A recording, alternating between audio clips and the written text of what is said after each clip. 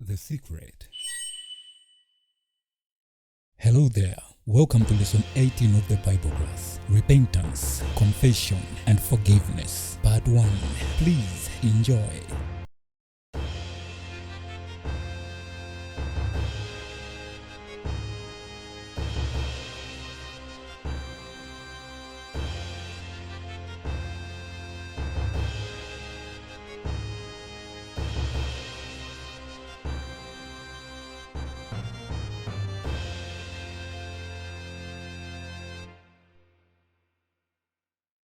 Titokoze mulungu chifukwa kuti walola kunena kuti tipitirize phunziro lathu limene tikunena kuti repentance, confession and forgiveness.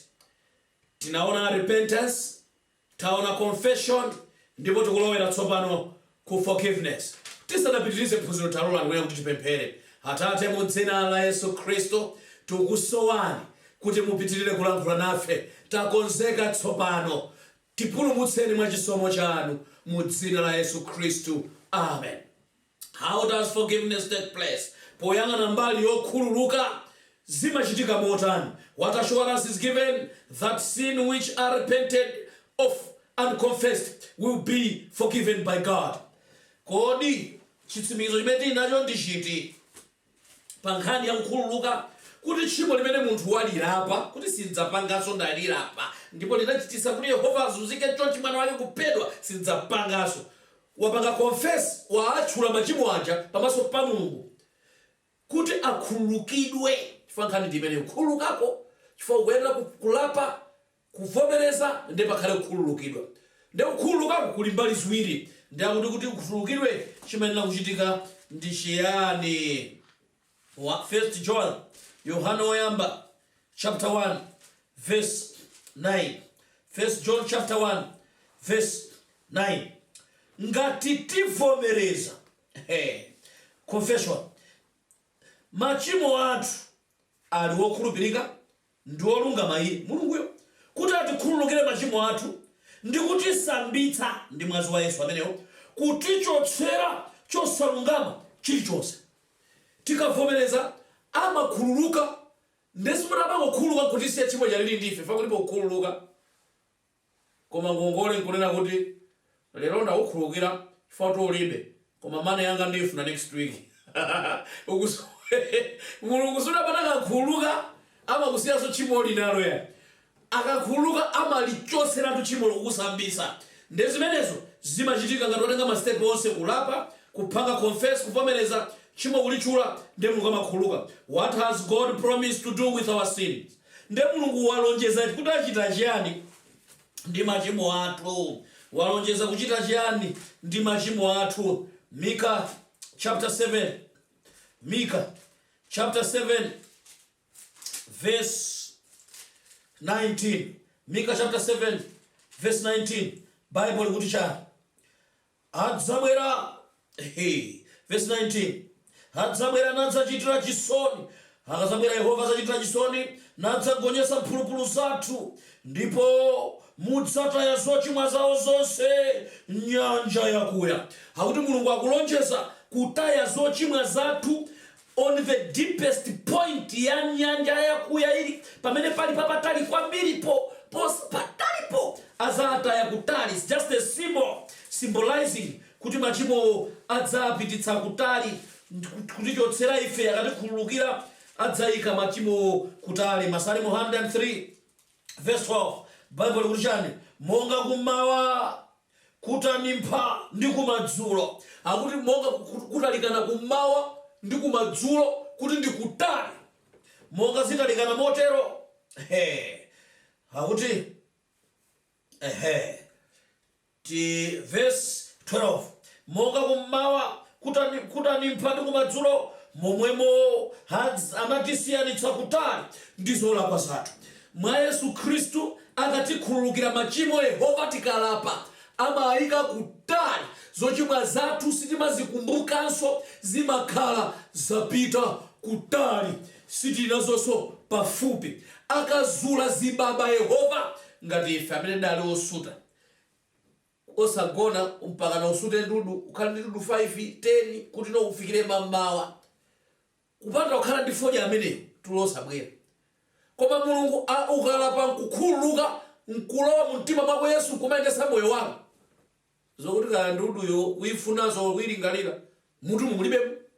Amachosa kuzipitisa kutali zimene akufotokoza Mulungu wakumwamba ndizo chimwa zathu. Ndipo tikalapa amatiyeretsa nanga titalandira mphamvu ya mzimu Yesu khala mwa ife ndikuyamba nokhalidwe losunga malamulo ake. Is God's forgiveness dependent upon our attitude to others? Kodi kuti kukhululukira kwa Mulungu kukutengeranso mmene timachitira ndi ena? Alipo anthu ambiri pamene patifotokoze opemphera odziwika maudindo akulu mu mpingo amene amanena kuti ineyo amene aja sindizakhululukira. Na zimene anapanga amene aja anandichosesa ntchito kubalaka, ineyo ndikuzunzika, ineyo mpaka nakutuwa, ine amene uchayo cheketwa sinzamukhululukira. Mkazi amene ucha ananonesa mbonaona ntagula zonse za ukwati kuolesa ndalama kulipira holo, anangozuka mama, I don't think you are my tribe. Ndakuta amene olona kachimula mtundu wanji malingana ndi Mulungu afuna tiphunzire fali anthu ena tili ndi maudani akulu athu silicheza nawo. Alipo azibusa amene aziphwawo samankhula nawo, azichimwene awo samankhula nawo. Alipo azilalinga tine amene azibale awo ena salankhula nawo, pakhomo panthu ena safikapo.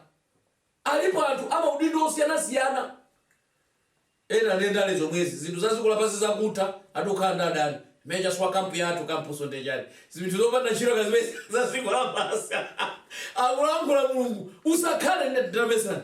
Kodi kulapa kwathu kuti tizapite kumwamba fa kuti tipite kumwamba Mulungu akwenera kukhululuka ndi Mulungu akuti kodi kukhululukidwa kwathu does it depend ndi munthu wina? Marko chapter 11 verse 25 Bible ikuti chani verse 25, ndipo pamene muyimirira ndi kupemphera khululukirani ngati munthu wakulakwirani kanthu, kuti Atate wanunso ali kumwamba akhululukireni zolakwa zanu. Akuti ukamapita kutchalichi ukapemphera kakuzikiti kwina kulikonse, ngati kumene waufuna Mulungu akhululuke zimene unalakwisa, usakhale ndi mdani wina aliyense. Munjira ina maki achipulumutso chathu Mulungu ayika m'manja mwathu. If you don't forgive, you will never be forgiven by God. Akudikira iweyo. Nde anthu akhala mpingo zaka zambiri kumatchuka kumaitanidwa ma TV kuyenda mwana usiyana-siyana. Hallelujah. Ali ndadani utanthala se ine ntamva pamene pantawerenga tsiku lina Mzimu atandionetsera how deep this is. Ndikupanga phunziro lina la pemphero la Ambuye ndidanyamuka kwa mamuna wina kukapepesa amene ndinalakwirana naye mbuyo mupankhani ya plot pamalo atamanga kudusa hafu malo wanga panali udani kungokumana iye akapabwera kwa galimoto ane pa galimoto mtima munju ndikangomona mtima ntaona apa nazo kuti kupemphera kwanga wonse umene mapanga kunali iniveni nalawira kunyumba kwake odi atatuluka manabwerera mbuyo sipali pa udani ndati pani big man ni mafrando kuone kena komoli zimbisa nabwera mufuna chani ndendati ndikupemphera Mulungu andionetsera powerengaso mawu ake kunena kuti sindikuyenda ndi munthu wina aliyense kana ichifukwa kumwamba sinzapita. Ndendabwera kuzakonza mlandu wanga kuti iniyo nkhani iliyonse yokhuzana mmoyo mwanu ndine ndinakukhululukirani ndipo iniyonso mulowa masuka kuti mundikhululukire. Ambuye amene andibweretsa pano kuti ndipemphe chikhululukiro komanso ndikukuwuzeni kuti ineyo ndilibe nanu vuto from today chifukwa malo adapita that way ndipo mbali ina inangogulitsa motaya nthawi imeneyo. So what I'm saying is kuluyo kaya anandikhululuke kasanakhululuke Mulungu mbali imeneyo samayika m'manja mwako koma iweyo ukhululuke. So ineyo nditapanga zimenezo ukumana ndi mkulu ameneyo mpaka na lero ola amachokera kutima ngoma khala zi silimaona sovuto lililonse. Chotero ngati umapemphera munthu uli ndi mdani Yesu akuti ungozitayitsa nthawi chifukwa maki amachimo ako kuti akhululukidwe Mulungu asiya m'manja mwako. Forgive someone. Kani mende ikulu kwambiri. Tamvetsera ni Matthew chapter 6 imene wayilembera nkhani yomwe. Matthew chapter 6 verse 14. ndi 15. Matthew chapter 6 pamemphero la Ambuye anazifotokoza Yesu potiphunzitsa mmene tipempherere nkhani imene anayikamba. Verse 14, pakuti ngati mukhululukira anthu zolakwa zawo azakhululukira inunso Atate wanu wakumwamba. 15, koma ngati simukhululukira anthu zolakwa zawo Atate wanunso sazakhululukira zolakwa zanu. Basi this is pamene anthu alepherere kupita kumwamba ndi apapo. Sitikuyenera kukhala ndi mdani. N'chifukwa chake Mulungu akuti kuti munthu abwere kwa Yesu alandiridwe apange repent. Kachiwiri avomereze machimo. Akatero akhululukidwa ngati Yesu akhululukira munthu wina. So timafuna tidziwe Yesu akamati ambiri adzabwera nkumawuza kuti simukuyenera kulowa mu ufumu koma atagwira ntchito atachiza anthu. Zimenezi sizizatheka chifukwa chosunga udani. We are, tamvetserani, forgiven ife timakhululukidwa, and we are not forgiven ife sitikhululukidwa because we forgive. Osati foti takhululukira, but as we forgive. Koma monga tikukhululukira. Pamene baba mfuna kuti mvezese bwino bwino. Sitimakhululukidwa chifukwa takhululukira. Chifukwa tinakhululuka, timakhululuka iyayi. Koma as we forgive. Nkhani ndiyoyendabe. Chifukwa sandotonena kuti aujena acha anandilakwira 1983 nthawi imeneyoyo tikuphika zigumu kupeza kunena kuti ine ntayika mchere iwo anabweranso mazasakaniza sokuzatani zigumu zasokonekera ine kuduka pompo nde nakhululukira takambirana nkhani imeneyoyo. Zimene nakhululuka zimenezo does not mean kuti amene wadana nawonso mma 2000 muno Mulungu agwiritsa ntchito kukhululuka kwakaleko. Ukayambira naso ndi wina lero khululuka ndoti Mulungu akukhululuka. It's a progressing thing. Kaya wakulakwira mawa ngati amene yoyo sukhululukira ndi kuti machimo amene ochite pasogolopo Mulungu sakhululuka. So we are forgiven as we keep on also forgiving. Chifukwa Mulungu ifeso timambwerera kambiri. Sitimatikalapa timasira timapezeka kuti timatikalapa timasapeza talakwitsaso mwina matsoka ndi timabweranso kwa Mulungu nkukalapa kuti atikhululukire. So as we also go and approach God now and then anthuso akatilakwira ife tikhale ndi mtima wokhululuka. Tiyankhe funso lina ili, will God remember our sins again? Kodi Mulungu azakhululukira azakumbukiranso machimo athu atatha kutikhululukira? Kodi iye ali ngati azimayi? Azimayi azimayi ndi ovuta kwambiri. Amati akakhala kuti akukhululukira nde uwalakwireso nde umamba mandonjezwa munditola kwambiri. Muzikumbukira nthawi imene tikukhala kumbayani munapanganso zomwezo munkaenda ndi Janet na ukhululukirana. Imene Janet ndili yani ngati mukumbukira bwino bwino 87 nde mukumbukira tapita kucheni tili kulino kwatasamukira kulongo munazapanganso zimenezo zonse mukumbukira ndi amamba kusanja munthu amene akukukumbuza zimene wakhala ukuchita mbuyo kusana khululuke. Fa munthu akakhululuka amachita chani Yehova? Will God remember our sins? Yeremiah chapter 31. Yeremiah chapter 31 tufuna tiphunzire kuchokera kwa Mulungu. Akakukhululukira amachita ngati azimayi anthu amasiku pano fa anthu amati kukhululukira lopaka mpano ukalakwisa. No. Mr. Kauna, this is too much. Computer ijai, tunakupasana munabwera naita gonyo boka hapa, we fix it. Look at this one now. Hapa munapanga search engine. No, this is 60th time. This is 60th time. Zimezo zazikula pasi. Kodi Mulungu akakhululuka zimakhala motani? Yeremiah 31 verse 34. Yeremiah 31 verse 34. Ndipo sadzaphunzitsa. Yeremiah 31 verse 34. Yense mnasi wake ndi yense m'bale wake kuti mudziwe kuti Yehova pakuti onse azadziwa kuyambira wang'ono kufikira wamkulu wa iwo ati Yehova pakuti ndidzakhululukira mphulupulu yawo ndipo sindidzakumbukira tchimo lawo. Akakhululukira Yehova pa issue ina iliyonse amapanga wipe memory. sazakumbukiranso. Ifeyo timene tiphunzire kukhala ngati Yehova.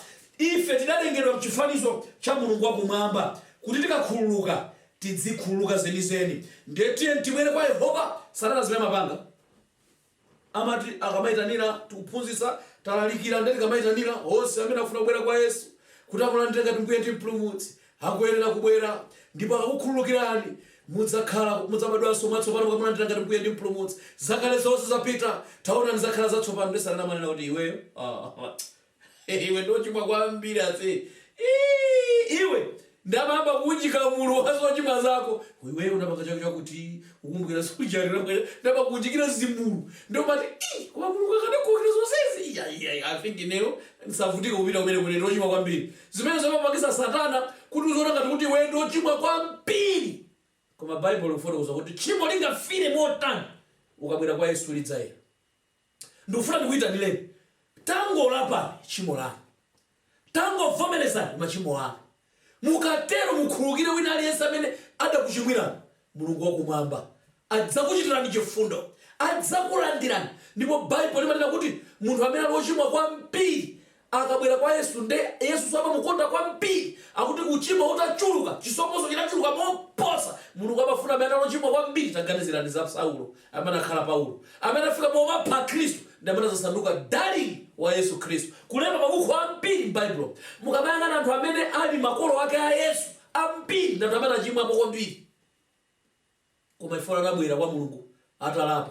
Mulungu kwa munthu amene wachoka kwambiri kuchimo kwambiri ndikubwera kwa Mulungu amamukonda kwambiri, chifukwa Mulungu ndi wachikondi.